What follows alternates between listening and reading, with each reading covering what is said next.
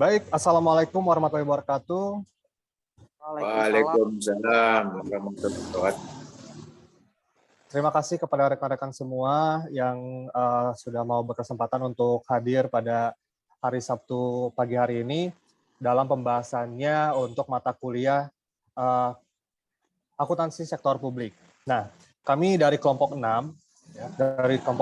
di mana saya sendiri, Muhammad Ganjar Maulana, nanti akan dibantu juga oleh Mbak Istiqomah Nuriski, juga ada Pak Kasna, selain itu juga ada Mbak Mualimah Fikriani dan juga Mas Rendita Adiwiguna dalam memaparkan materi mengenai laporan keuangan sektor publik. Nah, seperti apa isi dari materi dari laporan keuangan sektor publik itu sendiri? Nanti kita akan sedikit membahas materi-materi yang akan nantinya disampaikan yang pertama oleh Mbak Istiqomah. Kepada Mbak Istiqomah, dipersilakan untuk melakukan presentasinya. Terima kasih. Baik, terima kasih, Mas Ganjar. Untuk yang pertama, ada latar belakang. Sektor publik merupakan organisasi yang kompleks dan heterogen. Kompleksitas sektor publik tersebut menyebabkan kebutuhan informasi untuk perencanaan dan pengendalian manajemen lebih bervariasi. Demikian juga stakeholder sektor publik, mereka membutuhkan informasi yang lebih variasi, handal, dan relevan untuk pengambilan keputusan. Akuntansi sektor publik memiliki peran untuk menyiapkan laporan keuangan sebagai salah satu bentuk pelaksanakan akuntabilitas publik. Akuntansi dan laporan keuangan mengandung pengertian sebagai suatu proses pengumpulan, pengolahan, pengomunikasian informasi yang bermanfaat untuk pembuatan keputusan dan untuk menilai kinerja organisasi. Informasi akuntansi merupakan alat untuk melaksanakan akuntabilitas. Yang kedua, teori pelaporan dalam sektor publik. Dalam organisasi sektor publik, ada dua jenis pelaporan yang dikenal, yakni pelaporan kinerja dan pelaporan keuangan. Pelaporan kinerja merupakan refleksi kewajiban untuk mempresentasikan dan melaporkan kinerja semua aktivitas serta sumber daya yang harus dipertanggungjawabkan. Pelaporan ini merupakan wujud dari proses akuntabilitas, sedangkan pelaporan keuangan adalah cerminan dari posisi keuangan serta transaksi yang telah dilakukan suatu organisasi sektor publik dalam kurun waktu tertentu.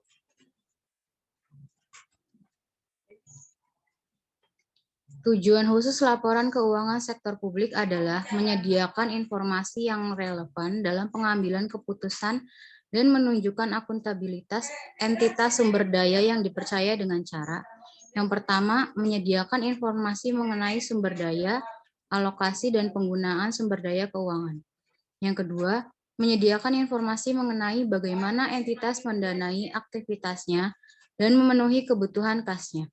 Yang ketiga, menyediakan informasi yang berguna untuk mengevaluasi kemampuan entitas dalam membiayai aktivitasnya dan memenuhi kewajiban serta komitmennya.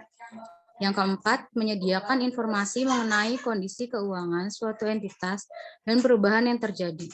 Yang kelima, menyediakan informasi secara keseluruhan yang berguna dalam mengevaluasi kinerja entitas, menyangkut biaya jasa, efisiensi, dan pencapaian tujuan. Selanjutnya akan dibawakan oleh Pak Kasna, dipersilakan.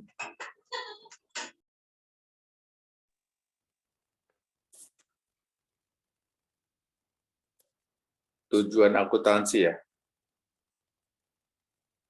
Ya, betul Tujuan Pak. akuntansi dan laporan keuangan pemerintah memberikan informasi keuangan untuk menemukan dan memprediksi aliran kas, saldo neraca, dan kebutuhan sumber daya finansial jangka pendek unit pemerintah. Yang berikutnya memberikan informasi keuangan untuk menentukan dan memprediksi kondisi ekonomi suatu unit pemerintahan dan perubahan-perubahan yang terjadi di dalamnya. Berikutnya, memberikan informasi keuangan untuk memonitor kinerja, kesesuaiannya dengan peraturan perundang-undangan, kontrak yang telah disepakati, dan ketentuan lain yang disyaratkan. Berikutnya, memberikan informasi untuk perencanaan dan penganggaran, serta untuk memprediksi pengaruh akuisisi dan alokasi sumber daya terhadap pencapaian tujuan operasional. Berikutnya, memberikan informasi untuk mengevaluasi kinerja manajerial dan operasional. Udah ya? Udah ya, Mas? Lanjut, Pak. Jenis-jenis laporan keuangan. 1. Laporan posisi keuangan atau yang disebut neraca ya. Adalah laporan keuangan yang menyajikan posisi aktiva, hutang, dan modal pemilik pada satu saat tertentu. Secara minimum, laporan posisi keuangan harus memasukkan pos-pos yang menyajikan jumlah sebagai berikut: properti, pabrik dan peralatan, aktiva-aktiva tak berwujud, aktiva-aktiva finansial, investasi yang diperlukan dengan metode ekuitas, persediaan, pemulihan transaksi, non-pertukaran termasuk pajak dan transfer, piutang dari transaksi pertukaran, kas dan setara kas, utang pajak dan transfer, utang karena transaksi pertukaran, cadangan atau provision, kewajiban tidak lancar, partisipasi minoritas, dan aktiva atau ekuitas neto. Udah? Satu slide lagi, Pak. Laporan kinerja keuangan atau laporan surplus atau defisit adalah laporan keuangan yang menyajikan pendapatan dan biaya selama satu periode tertentu. Laporan kinerja keuangan minimal harus mencakup pos-pos lini berikut: 1. Pendapatan dan aktivitas operasi. 2. Surplus atau defisit dari aktivitas operasi. 3. Biaya keuangan atau biaya pinjaman. 4. Surplus atau defisit neto saham asosiasi dan joint venture yang menggunakan metode ekuitas. 5. Surplus atau defisit dari aktivitas biasa, pos-pos luar biasa. 6. Saham partisipasi minoritas dari surplus atau defisit neto. 7. Surplus atau defisit neto untuk suatu periode. Nah, berapa Mas ya? Halo? Udah ya? Baik, Pak Kasna, terima kasih. Nanti akan dilanjutkan oleh Mbak Riani. Silakan, Mbak Riani. Iya, terima kasih Pak Ganjar. Untuk selanjutnya, laporan perubahan aktiva atau ekuitas neto. Dari suatu entitas, di antara dua tanggal pelaporan menggambarkan peningkatan atau penurunan kekayaan berdasarkan prinsip pengukuran tertentu yang diadopsi dan diungkapkan dalam laporan keuangan. Perubahan keseluruhan dalam aktiva atau ekuitas neto menyajikan total surplus atau defisit neto untuk suatu periode, pendapatan dan biaya lainnya yang diakui secara langsung sebagai perubahan dalam aktiva atau ekuitas neto, dan setiap kontribusi oleh dan kontribusi kepada pemilik dan kapasitasnya sebagai pemilik. Laporan perubahan dalam aktiva atau ekuitas neto ini paling tidak meliputi: 1. Kontribusi oleh pemilik dan distribusi kepada pemilik dalam kapasitasnya sebagai pemilik. 2. Saldo untuk surplus dan defisit akumulasian pada awal periode dan pada tanggal pelaporan dan pergerakan selama periode. Tiga, pengungkapan komponen aktiva atau ekuitas neto secara terpisah dan rekonsiliasi antara nilai tercatat dari setiap komponen aktiva atau ekuitas neto pada awal dan akhir periode yang mengungkapkan setiap perubahan. Selanjutnya, laporan arus kas. Laporan arus kas itu menyajikan informasi tentang penerimaan dan pengeluaran dari kas selama satu periode tertentu. Penerimaan dan pengeluaran kas diklasifikasikan menurut kegiatan operasi, kegiatan pendanaan, dan kegiatan investasi. Informasi arus kas bermanfaat bagi pemakai laporan keuangan karena menyediakan dasar taksiran kemampuan entitas untuk menghasilkan kas dan setara kas dan kebutuhan entitas. Selanjutnya, kebijakan dan catatan atas laporan keuangan. Catatan laporan keuangan dari entitas harus: 1. Menyediakan informasi mengenai dasar penyusunan laporan keuangan dan kebijakan akuntansi spesifik yang dipilih serta menetapkan terhadap transaksi-transaksi dan peristiwa-peristiwa penting lainnya. 2. Mengungkapkan informasi yang diwajibkan oleh standar akuntansi keuangan sektor publik yang tidak disajikan dalam laporan posisi keuangan, laporan kinerja keuangan, laporan arus kas, dan laporan perubahan aktiva atau ekuitas neto. Menyediakan informasi yang tidak disajikan pada laporan keuangan, namun persyaratan penyajian wajar tetap ditetapkan. Tujuan dan fungsi laporan keuangan sektor publik. Mardiasmo 2002 menyebutkan tujuan dan fungsi laporan keuangan sektor publik sebagai berikut. 1. Kepatuhan dan pengelolaan atau compliance and stewardship. 2. Akuntabilitas dan pelaporan retrospektif atau accountability and retrospective reporting. 3. Perencanaan dan informasi otorisasi, planning and authorization information. 4. Kelangsungan organisasi atau viability. 5. Hubungan masyarakat atau public relation. 6. Sumber fakta dan gambaran atau source of fact and figures.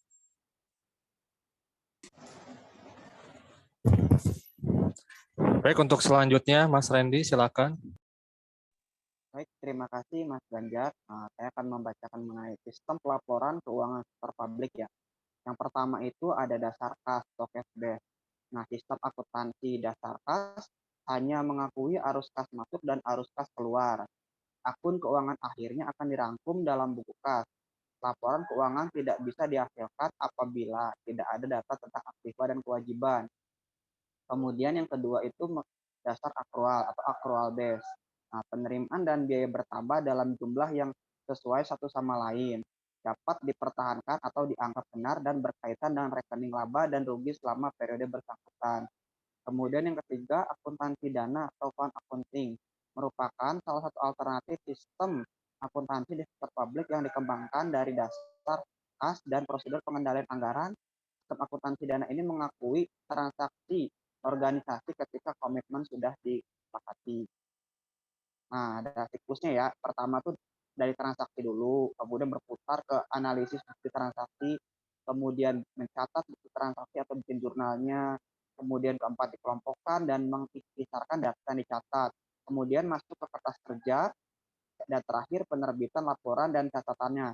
Nah, ini siklusnya berputar terus-menerus dari mulai transaksi sampai dan terakhir penerbitan, seperti itu terus.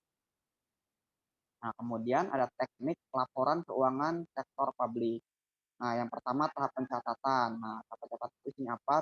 Yaitu kegiatan pengidentifikasian dan pengukuran dalam bentuk bukti transaksi dan bukti pencatatan. Kedua, kegiatan pencatatan bukti transaksi dalam buku harian atau jurnal. Ketiga, memindahbukukan atau posting dari jurnal berdasarkan kelompok atau jenisnya ke dalam akun buku besar. Nah, kemudian masuk ke dalam tahap kisaran. Nah, di dalam kisaran itu isinya apa aja? Yaitu penyusunan neraca saldo berdasarkan akun buku besar. Kemudian ada pembuatan ayat jurnal penyesuaian.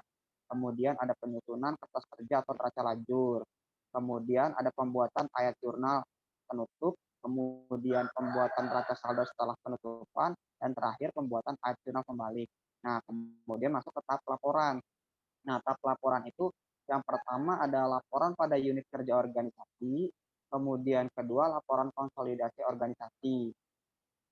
Nah, baik demikian yang bisa saya sampaikan. Saya kembalikan lagi kepada Mas Ganjar. Baik, terima kasih Mas Randy dan juga rekan-rekan semuanya yang telah mempresentasikan materi mengenai laporan keuangan sektor publik. Kita langsung ke kesimpulan aja ya, teman-teman ya. Oke, pada prinsipnya pelaporan akuntansi sektor publik itu memiliki konsep yang sama dengan pelaporan akuntansi pada yang berlaku umum ya gitu ya. Jadi pada dasarnya akuntansi sektor publik ini memiliki peran utama untuk menyiapkan laporan keuangan sebagai salah satu bentuk pelaksanaan akuntabilitas publik.